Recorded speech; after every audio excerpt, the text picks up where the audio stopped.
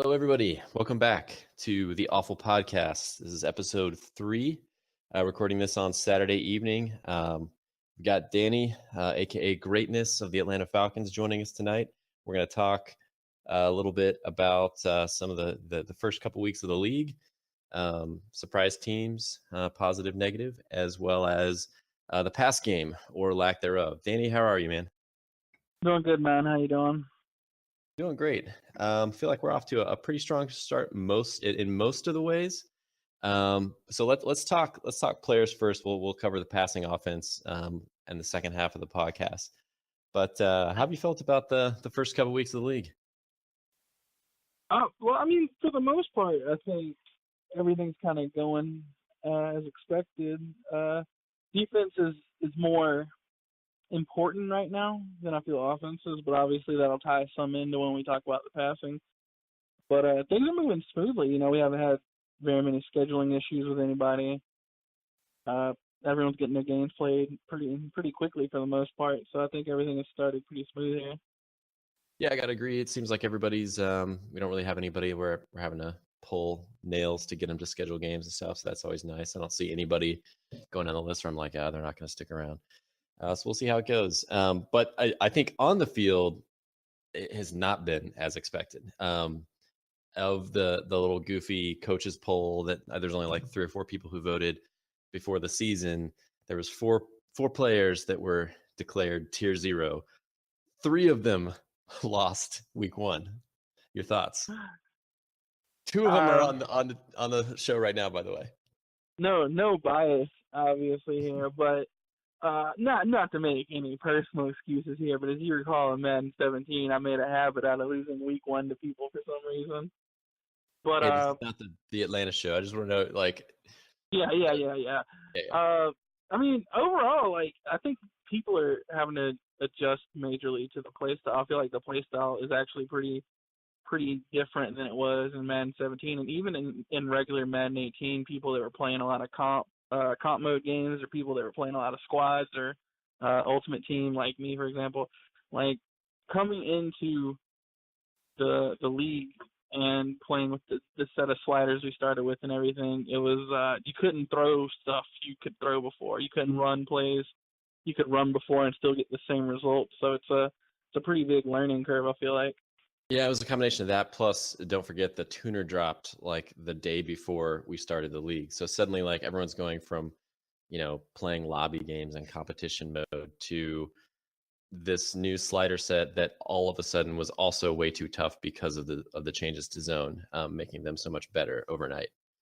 So I mean, it's a good problem to have. I'd much rather be, lightning coverage. We'll talk about more later, but blah blah blah.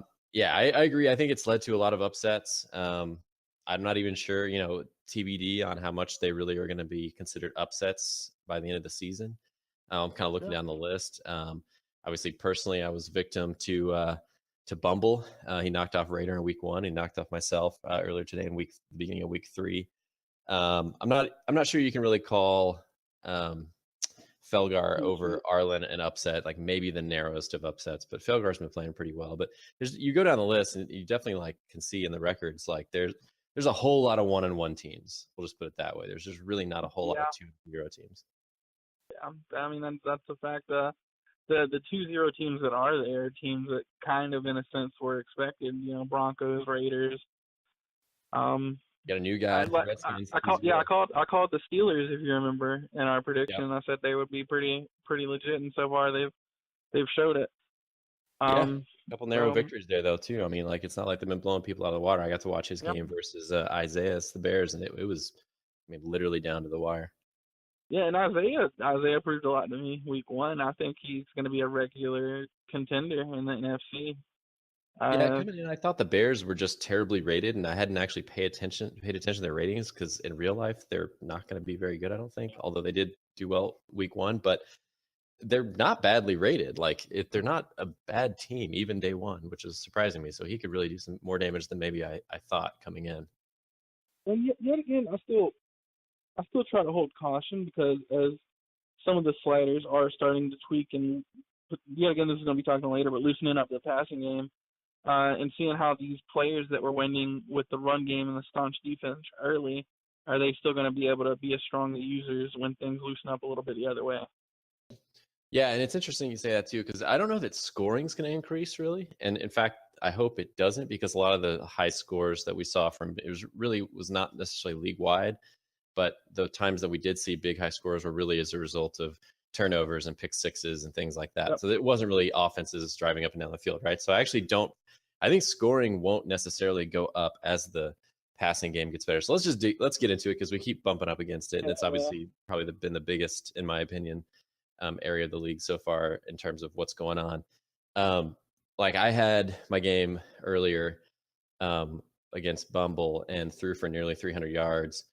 I had 2 interceptions. One was literally a misclick, and the other was, again, I was down in the fourth quarter, 2 touchdowns, and just made one of those like passes where you know it's going to be an interception. He was in cover 2 sink, and it just had like a seam up the middle. Like you just know this is going to be an interception. You hit the button anyway. So like can't really complain about either of those by any stretch. Pass blocking, just like, so for those listening, if you haven't been paying attention to chat, the sliders have been steadily easing on coverage since really the end of week 1, but especially after those first 9 games in week 2, where just passing was just atrocious that night. Week 1, it really wasn't that bad, and I was like, oh, maybe we're kind of close. And then week 2 comes, and that first night, 9 games, like almost nobody even cleared 200 yards, and so that's not acceptable. So things have been easing. I see better games. I see people passing for real amounts of yardage now. I see interceptions coming down, and the interceptions I do see are increasingly just dumb throws. Well, also to tie into what you were speaking about earlier about the scores potentially not being that affected, it's because, like the amount of turnovers, and people don't realize also that, the interceptions weren't always 10, 15 yards downfield. Like people got in the mindset like, hey, I have to check down every play, and they're not paying attention. And when they throw those interceptions on those flat routes, 9 times out of 10, it's going to be a pick 6. And that's not even really a slider thing on the flat routes. Like that's a basic, like you try to throw a flat route against a cover 2, or even against some man coverage, like that's gonna be picked. Yeah. So when the passing game becomes more prevalent, and mind you, I played my game like literally it ended like 15 minutes ago, and I threw for like 200 yards through 3 quarters, which was better. Mind you, one of those passes was like a streak route, so the numbers are kind of skewed. Well, but that's the way it is in the NFL too, right? Like they don't, you get the big plays. So things felt better. It's just week one and week 2 to me personally was miserable. Like I've got, and it's a lot of personal bias, but I've got these 2 big wide receivers, and like when I did have the time to throw to them, they're not catching the ball, and there's some animations in the game right now that are real fluky, like a couple that happened earlier where his receiver has a step on mine, the ball hits the guy in his hands, my cornerback doesn't even contact him, and he drops the ball, and the announcer says something like, oh, the collision on the play knocks the ball loose, but there was no collision. Yeah, and that's where it's, it's never going to be perfect, because that's just an animation mechanic thing. Like I'm not even really sure sliders affect that too much. For those who paid attention, you'll also notice our catching slider has crept upward toward that general philosophy of, if you haven't heard me say it before, you probably have, but you don't want guys to be wide open, but do want to be able to hit them and have them make catches in traffic, right? Like, which is a lot more like what you see in the NFL. You don't see guys like 10 yards open unless it's like blown coverage. But the default sliders, the catching is a little bit low, especially if coverage is going to be tighter. So I definitely am seeing like more cool animations in traffic. But yeah, I see some goofy stuff like what you're talking about as well.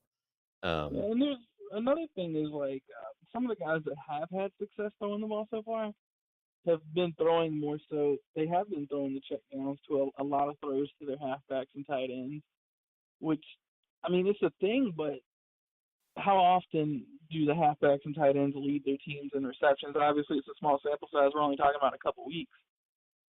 But the way it was going, I feel like that might have been a continued trend. Yeah, the way it was going, for sure. I mean, there's no question looking at the numbers, it was not even close, right? Like passing was way lower than I thought it was going to be in week 2. But in week 3, I think we're already starting to see it open up a little bit. I'm seeing more 240 plus yard games. So we'll see how it goes. I definitely noticed a difference when I played. I felt like I should have thrown 0 interceptions all game, the last couple games really. So we'll have to. Obviously we'll monitor it. I'm not convinced that we're quite there. I think we'll maybe see coverage come down a little bit more, maybe even pass block get it one more slight bump. But like the last 2 games that I played, like 2 games ago, I took 0 sacks, and last game I think I took either 2 or 3. So if you are IDing blitzes and getting the ball out quick when they are blitzing, that sort of thing. And I have a terrible, atrocious offensive line. So, and we don't balance about like, oh, hey, what did RFF do in a game? But that said, like, it is something that I take into consideration a little bit if I'm trying to figure out, all right, is passing rough because the pass rush is too good, or is passing rough because coverage is too good? That sort of thing. So, I think we're a lot closer than where we were 72 hours ago. Another thing that I think makes sliders somewhat hard to balance when it comes to pass blocking, and we were talking about this in chat the other day. Me and Husker were talking about. I don't know if you were around. Is that right now, like using the defensive line is like very productive. Yeah. Like you can get very quick pressure with a good. And I mean, it's one of those things where like it is kind of real because if I'm using Big Beasley, who led the sack in the NFL, like should I be able to get quick pressure? But right now, it's just you're getting there so quick when you do get that win that it's making it hard to throw anything other than drag routes or little flat routes or anything like that. Yeah, that's fair. I mean, I do think that since making the slider adjustments, I have seen a lot more routes being thrown. So I think that's slightly exaggerated now, but I think the DL is a problem, the DL usering. But then again, like then I come back to, all right, well, it's an unrealistic discrepancy between someone who uses the DL versus someone who doesn't in terms of pressure. But I could say something similar for a linebacker flying around the middle of the field, like, Yep. you know, so it's, I think that's one of those things where it's like, I'm not even sure sliders can balance that, because if you make it harder on the users on the defensive line, well, then other guys don't get any pressure, right? Like then you have to use their DL. Exactly. So sorry, to tie into that, I noticed what you said. One of the reasons also that using defensive line was so productive is because when the coverage sliders were as tight as the way they were, normally the CP linebackers would cover better than you could anyway. So which still might be the case, but we'll see. Yeah, I mean, yeah, it still might be the case. But when the coverage sliders maybe loosen up a little bit, it may be more productive to use the linebacker again and be able to do the coverage yourself. So. Yeah, that's definitely possible. We're down to 60. We were at like 75, 80 to start. Originally, I was like before the tuner update, I was actually worried about defense, and that obviously proved to be ridiculous once we got going. I was also worried that we'd have to nerf the coverage sliders so much that man defense would be irrelevant, and we'd be back to Madden 17 where everybody was running 99% zone. And that doesn't seem to be the case so far. I've definitely had success running man. When I was playing Bumble, I actually did not run a lot of man, but that was a strategic thing because it's the Patriots and like just had massive matchup disadvantages at every single position. But the game before that, I did run quite a lot of man versus the Bengals and had a lot of success on defense. So I want to hopefully keep both zone and man viable. So I've been we have lowered the coverage slider, and we'll go lower if we need to, but I just worry if it goes too low that man will be not viable. So I'm trying to obviously look at other ways to lower things. Obviously, pass defense reaction speed has been dropped down to about as low as it can possibly go. It's still all Madden, so guys still jump quick. So there's no danger of like, oh, they'll be dumb. Like it's still all Madden, so guys go quick. Yeah, I mean, I agree. We had a couple passes jump. I had a flat route pick 6 jump by Trufant in my games. I mean, even with the very low reaction time. Though. Sorry to interrupt, but like you bring it up. You know, when you say something like, "Oh, Trufant jumped this," or "Slay jumped that," or you know, Sherman was like, "Well, good, like effing good." Like, stop testing them. So, like, it's one of those things where this is tricky because people want sliders to matter until something happens to them, and then they're like, "Well, this guy jumped a route." Like, yeah, he did. He's a 90. So anyway, there's obviously a middle ground there, and at the end of the day, we will always balance toward if the middle of the league, if like the 16th and 17th ranked passing offenses are in the low to mid 200s on average, then we're doing fine. Then like everything else, like there'll be some goofiness with animations. There'll be this part won't be perfect, and this other part will be fine. But at the end of the day, as long as the middle of the league is averaging about what the NFL, not about, but like almost exactly what the NFL averages, that's how we're going to balance. So then like anyone at the bottom, it's like, all right, well, you might have complaints if you're the 29th passing offensive league, but I could point to 28 other teams that are doing fine. You know what I mean? Yeah, and one other thing that I wish some people would possibly realize at some point is like, I understand, I do it too when the animation happens to you, like it sucks for your receiver to drop those kind of passes, but it does happen to everybody at some point. Like even if it doesn't happen to the other person in the game you're playing currently, at some point during the season it will happen to your opponent. And your thoughts aren't always going to be, wow, that sucks for him. It's going to be, wow, I'm glad he dropped that pass. So it's not something that is targeting people. I would have a related side comment too for anyone that is hung up on, oh, this, I can't believe my quarterback missed the throw, or I can't believe, my receiver dropped this pass. Watch an NFL game or two, only paying attention to the things that bug you about Madden, and you'll be surprised at how often this type of stuff happens in the NFL. You just don't notice. Like it's weird. Like I was the same way. Like your mind glosses over it and just doesn't pay attention to the fact that Brady or Ryan or whoever will just completely miss an easy pass like a couple times a game, that sort of thing. So it doesn't happen all the time, but it does happen, like with more frequency than I think people realize. I agree. Cool. All right, man. Well, that probably is going to wrap up. We'll just do a quick session today. We'll circle back here in the next week or two with our expanding rotation of podcasters and talk how the division races are going as we get closer to the halfway point of the season. Good luck to you, and thanks for joining. Yeah, go for it. One last thing before we go. I don't want to touch too much on predictions, but if you had to pick one team based off of what you've seen in these 3 weeks, like who do you think is going to be the most surprising team by the end of the season?